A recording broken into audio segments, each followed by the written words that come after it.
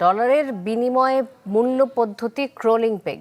एक किस्म की बहुत बुरी कंडीशंस नजर आ रही हैं हमें बांग्लादेश के अंदर। Bangladesh is crying for help. খোলা বাজারে প্রতি ডলারের দাম বেড়ে 127 টাকা ছাড়িয়েছে। यकीनन मैं कहता हूँ कि ये इससे बड़ा कुछ हो ही नहीं सकता अगर इंडिया जाकर यहाँ पे अगर बांग्लादेश जाकर वहाँ पे माफ़ी मांग ले। देखिए कुछ नहीं बिगड़ा। बीजिंग में 18 दिसंबर को एक मुलाकात हुई। यहाँ पे हत्ता के खाने पीने की तमाम अशिया जो है वहाँ शॉर्ट हो चुकी हैं। उनको ये समझ नहीं आ रही कि हमें हमारी कौन हेल्प करेगा। तो लोग उनको अपने बूट्स के नीचे रौंदा था, उसी को जाके ये लोग चुम्मा चाटी करने की कोशिश कर रहे हैं। और कल उसी तरह से बांग्लादेश का यूनिस मिला शहबाज शरीफ से, दोनों अपने वहां पर मिले, दोनों भिखारी मिले। आपको पता है कि इस वक्त हमारा हमसाया मुल्क भारत 150 ममालिक को चावल एक्सपोर्ट कर रहा है, लेकिन फिलहाल इंडिया ने बांग्लादेश में चावल एक्सपोर्ट पर बैन लगा दिया है, जिसने बांग्लादेश में हलचल मचा दी है। रिजम्पशन एक जो भारत से एक यात्रा जाती है कैलाश मंसूर, पाकिस्तान बनने के रास्ते में जिस तरह बांग्लादेश चल रहा है। जर्मनी में चीनी शहरी को हिरासत में लेने पर चीन का शदीद रद्दअमल सामने आ गया। जर्मनी का चीनी शहरी पर जासूसी का इल्जाम। बासी साहब, आपने अपने तनाव का तो हमें नहीं बताया, बड़ा डिप्लोमेटिक वे में उसका आंसर कर दिया और उसको इग्नोर कर दिया।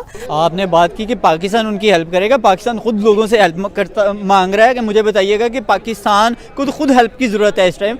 हम तो दूसरे ममालिक में जाके खुद कहते हैं कि बैगर नॉट चूज़र, हम तो दूसरों से मांगने जाते हैं। हम क्या मदद करेंगे बांग्लादेश की। दोस्तों, जैसा कि आपने क्लिप में देखा, बांग्लादेशी मीडिया यह चर्चा कर रहा है कि टका डॉलर के मुकाबले अपने सबसे नीच स्तर पर पहुंच गया है। ये 127 को भी पार कर गया है। डॉलर के मुकाबले खराब प्रदर्शन करने वाली एशियाई मुद्राओं में टका नंबर 1 पर है। डॉलर की मजबूत मांग और घरेलू इक्विटी से निकासी के कारण गिरावट आई है। बांग्लादेश के टक्का ने डॉलर के मुकाबले सबसे खराब प्रदर्शन किया। फिलहाल एक डॉलर की कीमत की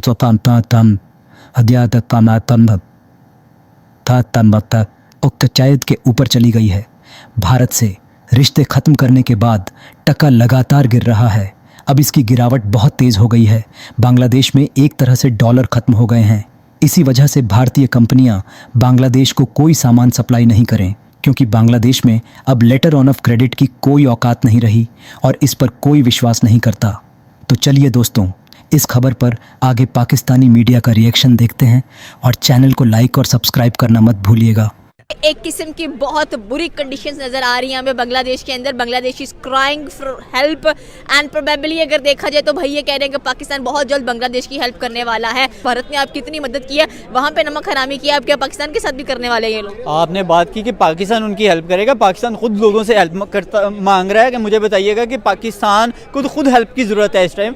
हम तो दूसरे ममालिक में जाके खुद कहते हैं कि बैगर नॉट चूज़र, हम तो दूसरों से मांगने जाते हैं। हम क्या मदद करेंगे बांग्लादेश की। बल्कि बांग्लादेश को ये स्टैंड लेना चाहिए था, सोचना चाहिए था भाई कि हमारे पीछे हाथ किसका होगा, कि कल को अगर हम कोई स्टैंड ले भी लेते हैं इंडिया के अगेंस्ट, तो उनको पहले ये सोचना चाहिए था। मेरे ख्याल से ये बहुत बड़ा जो है इनिशिएटिव इंडिया ने यहाँ पे बांग्लादेश ने लिया है, ये सोच समझ के लेना चाहिए था कि भाई हम कर क्या रहे हैं। और स्पेशली यहाँ पे अगर आप पाकिस्तान की बात करें तो पाकिस्तान तो भाई इस काबिल कहाँ पे है। पाकिस्तान तो अभी ये देखेंगे UAE में जाते हैं पाकिस्तानी, वहाँ से उनको निकाल दिया जाता है, क्योंकि वहाँ पे भी जाके मांगने वाला काम करते हैं। पाकिस्तानियों का भी इमेज खराब है और पाकिस्तानी खुद भी खराब है और पाकिस्तानी सियासतदान भी खराब है। यहाँ पे पूरे का पूरा कहते हैं ना कि अमला ही खराब है। यहाँ पे आप किसी के बारे में ये नहीं कह सकते कि जी ये बेहतर कर सकता है, ये जाके जनाब बांग्लादेश को बेहतर कर सकते हैं। ना हमारे यहाँ के एस्टेब्लिशमेंट, ना यहाँ पे कोई और जाके वहाँ उनको ठीक कर सकते हैं। सिर्फ और सिर्फ हमें अपनी फिक्र करनी चाहिए कि इस टाइम हमारी बेसिक नीड पूरी नहीं हो रही, हमारी यहाँ रोटी पूरी नहीं हो रही, हमारे यहाँ पे खाना पूरा नहीं हो रहा। बेसिक नीड जो है हमारी बिजली जो है वो पूरी नहीं हो रही, वो अभी भी लोड शेडिंग जा रही है,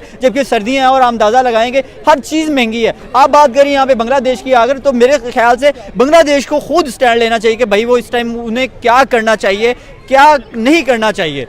बिल्कुल आपकी बात सही है, लेकिन बांग्लादेश तो भाई इंडिया से माफ़ी भी मांग सकता है, क्यों नहीं मांग रहा भाई? ठीक है, बात खत्म होगी, जो भी गलतियाँ खुताई हुई हैं उनको साइड पर रखकर एक नई शुरुआत कर सकते हैं। यकीनन मैं कहता हूँ कि ये इससे बड़ा कुछ हो ही नहीं सकता अगर इंडिया जाकर यहाँ पे अगर बांग्लादेश जाकर वहाँ पे माफ़ी मांग ले। देखिए कुछ नहीं बिगड़ा। और मेरे ख्याल से इंडिया से उन्होंने बिजली भी लेते हैं, इंडिया से ही वो ऑटो स्पेयर पार्ट जो ऑटोमोबाइल की इंडस्ट्री के वो सारे वहाँ से लेते हैं। और यहाँ पे हत्ता के खाने पीने की तमाम अशिया जो है वहाँ शॉर्ट हो चुकी हैं। उनको ये समझ नहीं आ रही कि हमें हमारी कौन हेल्प करेगा। और पाकिस्तान पीछे से एक स्टेटमेंट जारी कर देता है, भाई हम है ना, आप टेंशन ना लें, हमारे पास बम है, हमारे पास एटम बम है, हम आपको देंगे, आप उससे खाना खा लीजिएगा, क्योंकि पूरे पाकिस्तान को हमने एटम बम दिया था और आज तक पाकिस्तानी अवाम एटम बम खा रही है। अंदाज़ा लगाएंगे पूरे के पूरे जो हालात हैं आप लोगों के सामने हैं। अंदाज़ा लगाएंगे इतने क्राइसिस हैं कि हम बता नहीं सकते कि आम आदमी, एक गरीब आदमी किस तरह से, यहाँ से अपर क्लास बहुत ज़्यादा अपर हो चुका है, जो मिडिल है वो बहुत ज़्यादा मिडिल से भी नीचे जा चुका है। उसकी मेन वजह क्या है? क्योंकि हमारे इतने ज़्यादा क्राइसिस हैं, क्योंकि हम लोगों ने 79 ईयर्स में अपने आप को स्टेबल करने की पोजीशन में नहीं आए और ना ही हमने स्टेबिलिटी की पोजीशन अख्तियार की है। यहाँ पे जो सियासतदान आता है अपने खजाने भरता है और गायब हो जाता है, कोई मुल्क के लिए नहीं सोचता। तो ये बताओ कि बांग्लादेशियों के आपके बारे में कौन सोचेगा?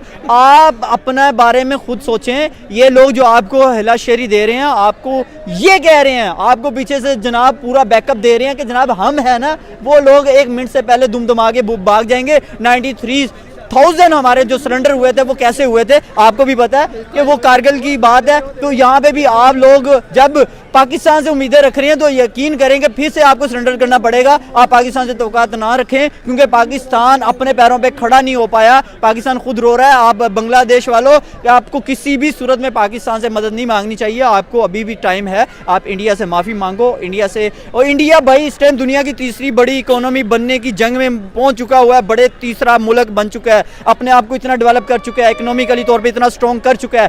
आप बात करें उनसे मुकाबला करने की, उनसे लड़ने की। म्यांमार से आप मुकाबला नहीं कर पाए, जिन्होंने 271 किलोमीटर जो है वो आपका इलाका फतह कर लिया है। आप बात कर रहे हो जनाब पाकिस्तान से, जी पाकिस्तान जाके वहाँ हेल्प करेगा। और भाई क्या हेल्प करेगा? पाकिस्तान छुड़ाता है ना वो इलाके जाके, जो 271 किलोमीटर वो अंदर आ घुसे हैं। आपको पता है 271 किलोमीटर कितना होता है? भाई अच्छा खासा इलाका उन्होंने फतह कर लिया है, आप उनसे लड़ नहीं सके। आपको पीछे पाकिस्तान बैकअप कर रहा है, भाई हम है ना, हम है ना। और भाई हम है ना नहीं मारा हमें अभी तक आप मुझे बताएं कि पाकिस्तान को किसने मारा है? हम है ना।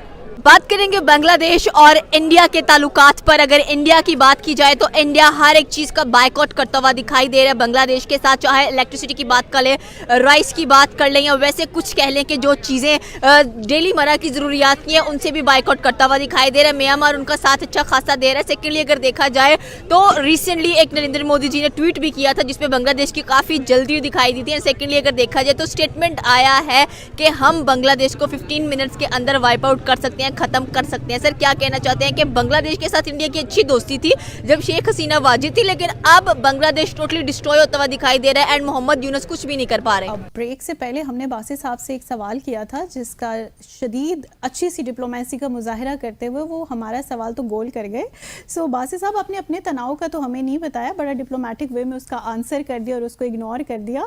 आई just want to know about ये जो अब तनाव की कैफियत मौजूद है चीन और भारत में, क्या ये मौजूद है या कि इन दोनों के माबैन बर्फ कुछ पिघल गई है? अभी बीजिंग में 18 दिसंबर को एक मुलाकात हुई, 23वां राउंड हुआ चीन और भारत के स्पेशल रिप्रेजेंटेटिव्स के दरमियान। और भारत के रिप्रेजेंटेटिव तो आप जानती हैं अजीत दोवल है।